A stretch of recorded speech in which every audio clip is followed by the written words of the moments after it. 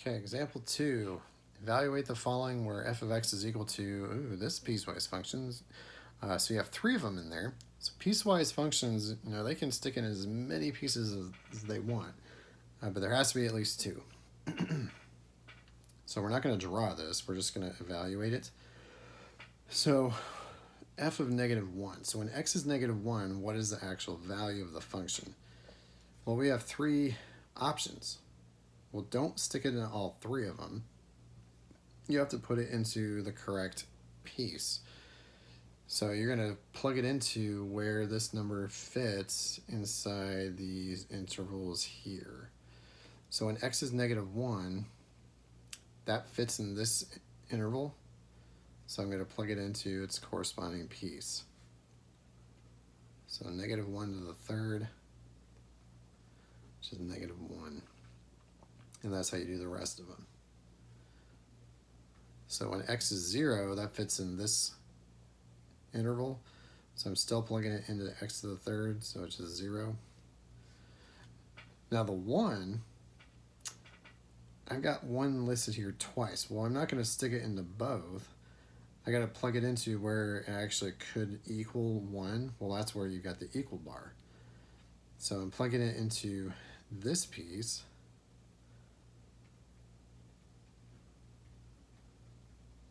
To give me 5.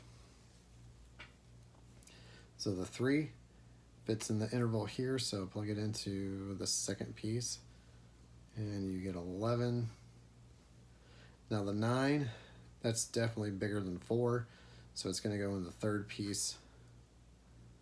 So 2 times the square root of 9, which comes out to 6.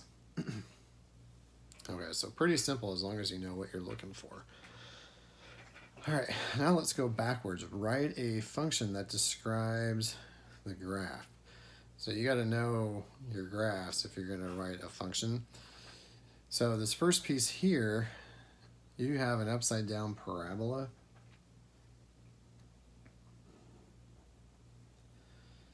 So it's going to be a -x squared of some sort. Now the vertex, or the top of it, is right there.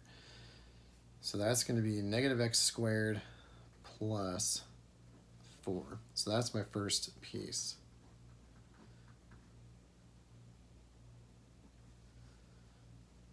So -x squared plus 4, or 4 minus x squared, either way. And then you have to give the interval that it's happening. Well, that's anything that was to the left of 2.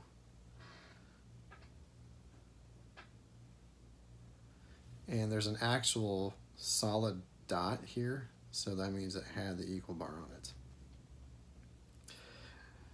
Okay, so there's your first piece. Now the second piece, now that's just a line.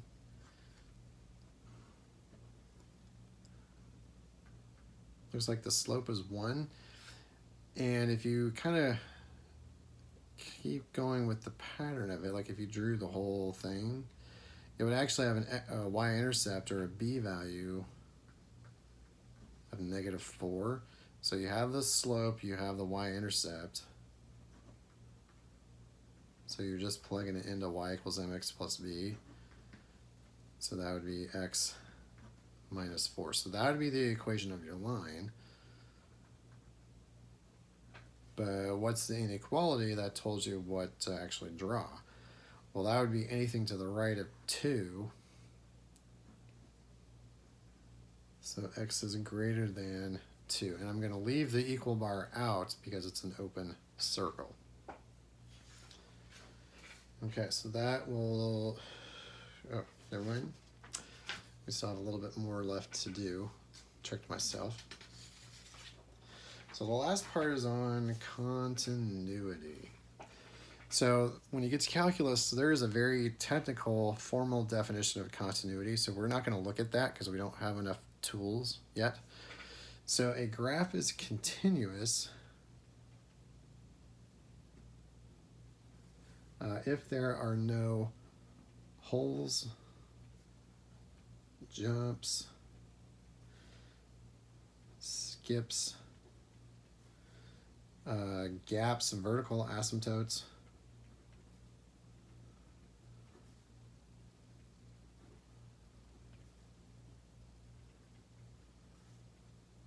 etc. So it's continuous, in another way to put it too, is if you can draw, without getting too crazy, if you can draw the entire graph without ever lifting your pencil. Okay, so example 4, draw the graph, label the intercepts, state the domain and range, and finally state if it's continuous or not. Okay, part A.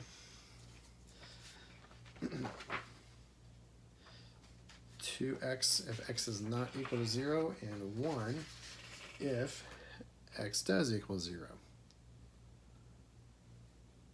So it's got a decently steep line, but I'm leaving out, when x is 0. So I took out the point and I just move it over. So I'm moving it to when, if x does equal 0, the y is a 1.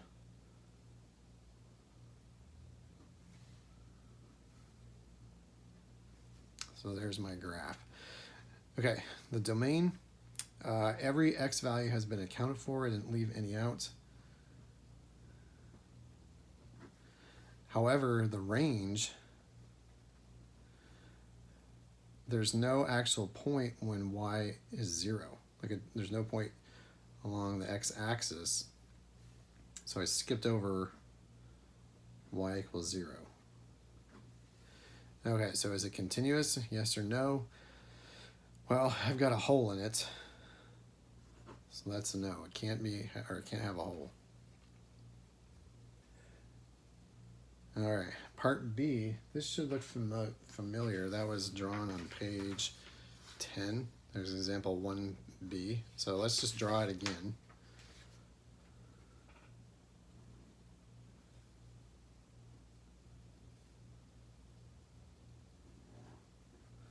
So I had an x-intercept at -1. How do I know that? It's because that's what makes this 0. Okay, so there's the graph. The domain, again, all the x values have been accounted for. I didn't skip over any of them.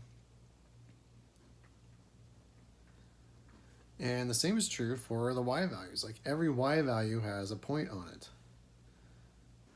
I don't have a hole on anything and like no other point to go with it. So yeah, there's a hole right here, but at the same height or the same y value, it's got another point.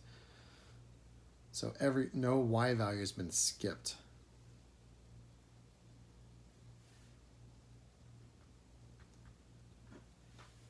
So is this continuous? Well, there's a big old jump or a gap in there, so that would be no.